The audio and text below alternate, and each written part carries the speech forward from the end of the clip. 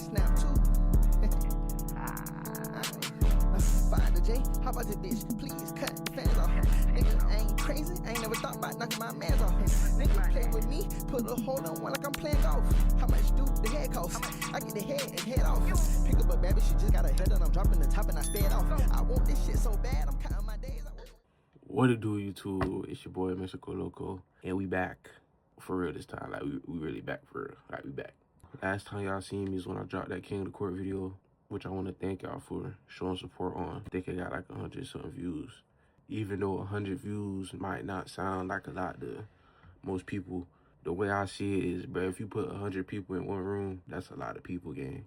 When I dropped that video, I said I was gonna start posting more consistently. I lied.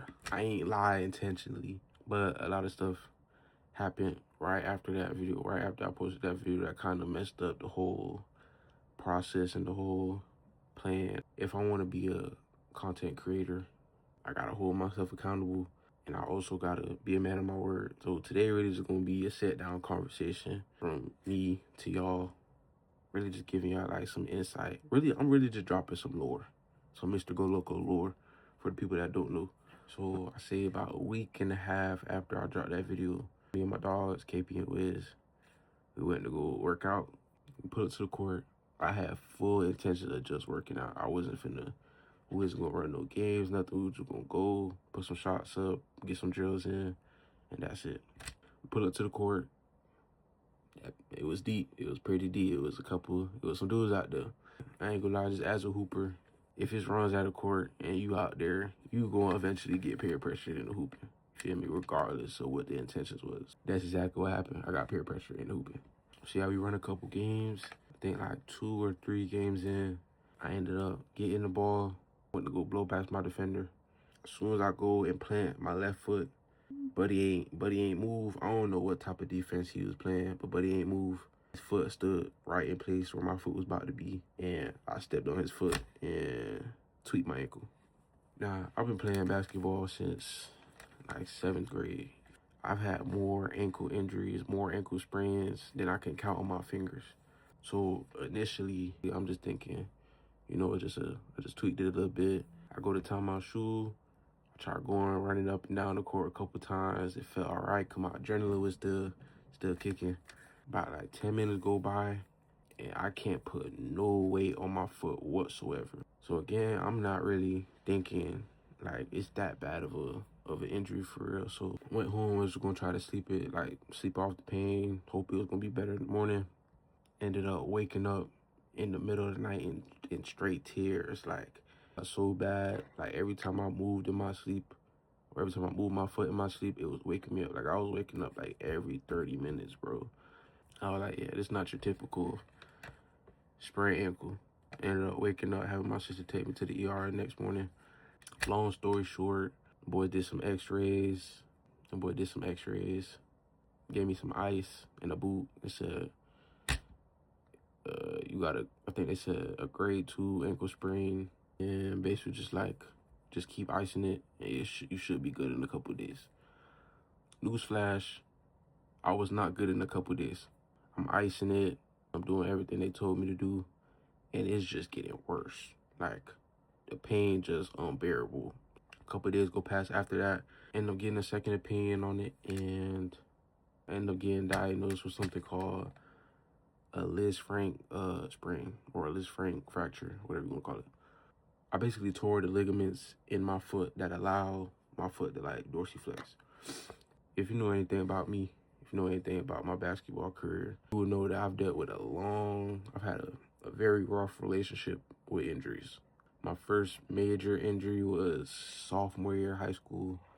I sprained my MCL, my left knee. That had me out for a couple months. The following year, my junior year, I had a grade 2 ankle sprain, like the first game of playoffs or something. That was in my right foot. Ended up having to wear a boot for a couple months. And then the following year, the year after that, my senior year, second game of my senior season, ended up tearing my meniscus in my right knee. And that was probably the worst of them all. So just to get some clarification, That's 3 lower extremity injuries in 3 consecutive years, back to back to back. That in itself was a very big mental battle I had to deal with. And that mental battle was something I had to fight in the dark. At the time, I wasn't really in tune with mental health and all that type of stuff. So dealing with the mental aspect of it on top of dealing with like the physical pain it was rough. Like I said, the one that was kind of the most detrimental was the meniscus tear my senior year. I had just got my first couple of offers from AAU, had just transferred schools to play with some of my dogs, some of my childhood friends. I was putting in a lot of work, a lot of late nights, a lot of training sessions, really just doing everything I possibly could to prepare myself for the season that was coming up. I had a decent preseason. First game, played decent. Second game, we were in a tournament. I actually got the footage of me getting hurt, so I'm gonna probably pop that up right now. As you can see, no contact injury. I just went in the drive. I planted my right foot to go up for the layup, and my knee just gave out. But as soon as it happened, I hobbled off to the side, ended up laying down on the ground. My dog Sam came over trying to like comfort me, see what was going on. Like when I'm on the ground, all I could think about is damn, like I put in all this work all summer long, all fall, and it's all gonna be for nothing. It's the second game of the season. We ain't even really get into like the actual game. We was in the middle of a tournament. Like we haven't even actually played like our normal schedule yet. Feeling the pain, I knew it was something like bad, especially like knee injuries. Ain't no joke, bro. You could tell with a knee injury.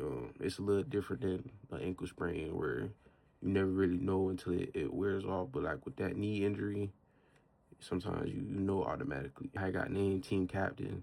Being team captain might not mean a lot to certain people, but to me, like I see it as I got a group of guys that trust me to lead them. I got a coach that trusts me to lead his team. Like with all that in the back of my head, all I could think about is damn, bro. Like I can't let my guys down. I can't let my coach down. I can't let my AT down. I can't let my teachers down. I can't let my friends down. Like that's all that's rushing through my head as I'm laying on the ground, holding on to my knee. I'm not worried about none of the pain, nothing. All I could think about is like, damn, bro, like I'm about to let down so many people if I can't get up from this.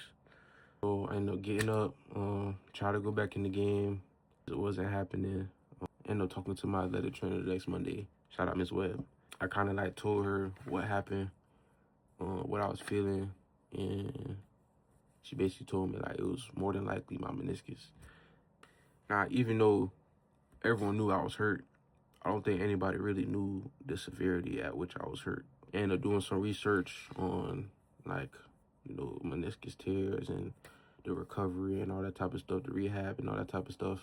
Once I seen like how serious the injury was, I was just like, damn, bro. If I get surgery, I'm gonna have to tell the coaches that just offered me that I'm getting surgery. They might not want me no more. They might pull their offers, or other coaches that's looking at me might not want to offer me no more because they think I'm injury prone. All of this is rushing through my head, and I just decided to thug it out. I lied to my coaches. I lied to my AT. I lied to everybody about how bad it really was.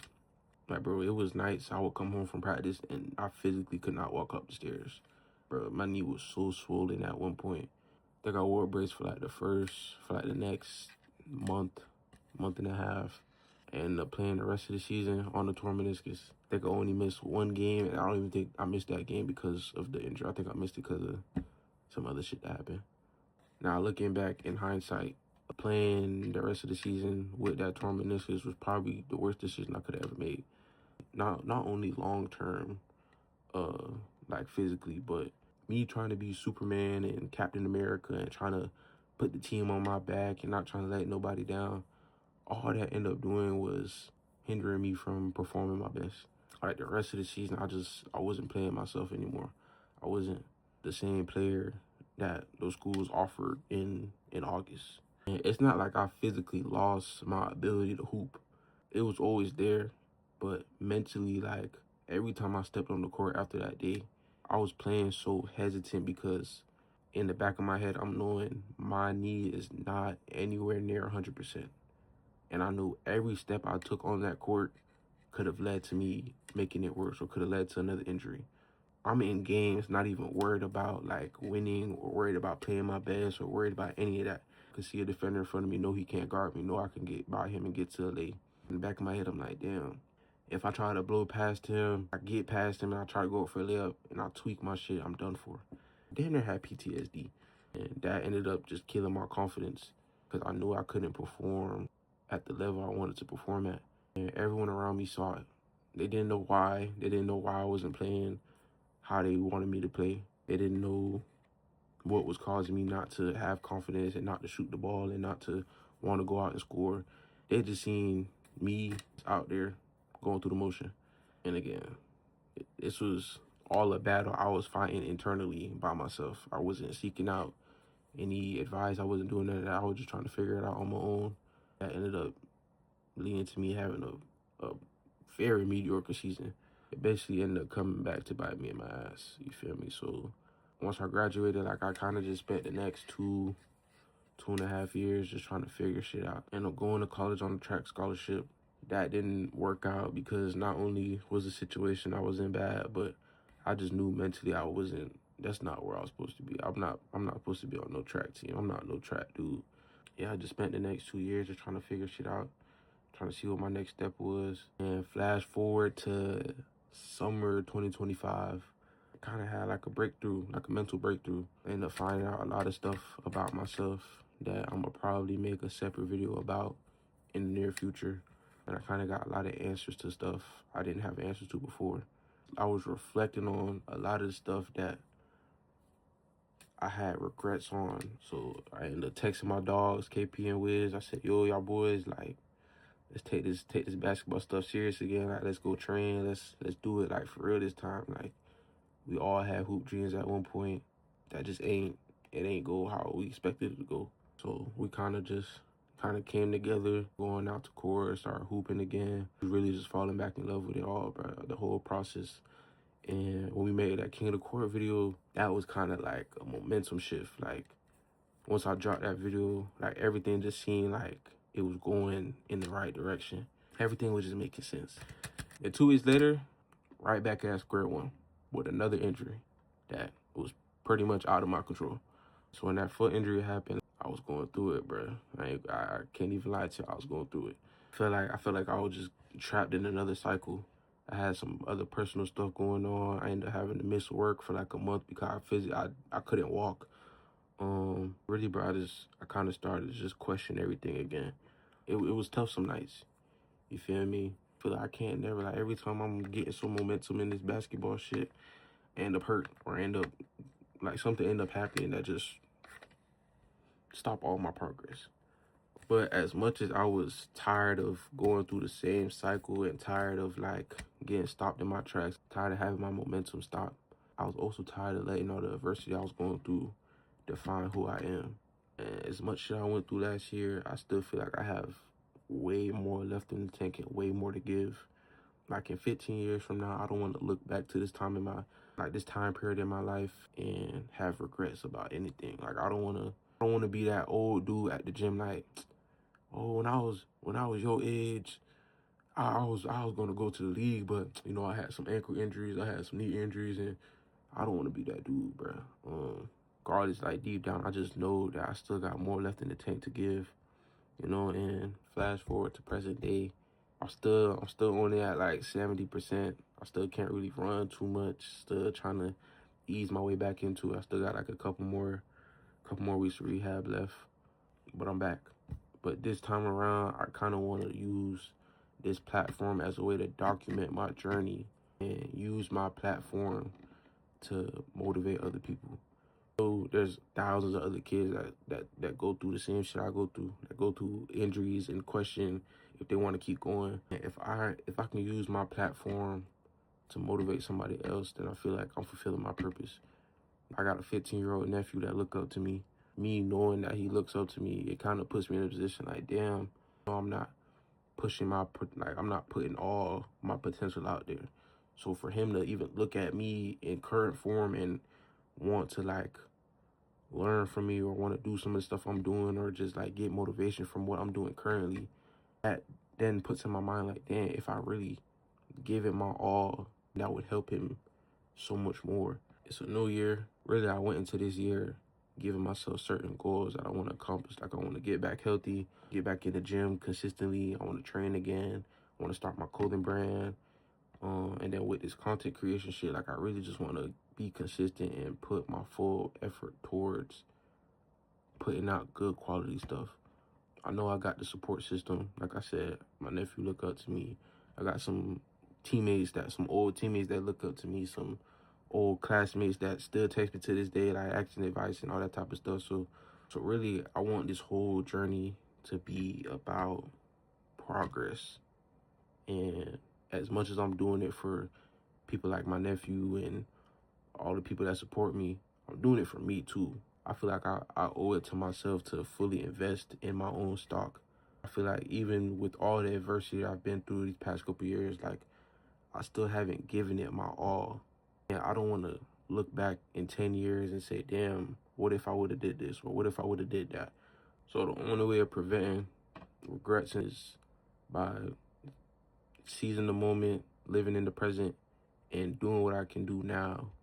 So in 10 years, I can look back and be proud of me taking this step or taking that next step to success and not letting all my hardships define who I am and define my journey. So this video in itself is step number 1. I got a lot of series in the works. I'm thinking about dropping a road to recovery series. I'm thinking about dropping the training series with my dogs. Later down the line, when I drop my clothing brand, I might show y'all the whole process of that. Shit, we might join a men's league, might give y'all gym content. I really just want to use this channel to document what I got going on in my life. Not only am I going to use it to keep myself accountable and make sure I'm staying on top of my stuff, but also knowing that everything I put out has the potential to motivate somebody else to get up and want to do something better with their life. I'm going to try to keep everything as authentic as possible. I'm going to try to be as consistent as possible. If anything, I want y'all to hold me accountable because this is y'all journey as much as it is mine. If y'all got to spam my comments, spam my Instagram, spam my phone, telling me, yo, post, like you ain't posting 3 weeks, you ain't, like, I want y'all to do that. It's going to have its ups and downs. I'm not going to be perfect. Regardless of what the outcome is, I just want to know that I'm putting my best effort forward and giving it everything I got. And as long as I'm doing that, then I'm taking a step in the right direction. So yeah, man, if you made it this far in the video, I just want to say I appreciate you. I appreciate the love and support. I promise y'all gonna see me back on the channel very, very soon. I'm not ghosting y'all again. It's not gonna be another 4 or 5 month break from my next video. Like, trust me, I got stuff in the vault. Outside of that, like I said, love y'all. Appreciate y'all for the support. Appreciate y'all for even sticking through this long yap session. But with all that being said, I'm gonna see y'all very, very soon in my next video. And yeah, MrGoLoco out.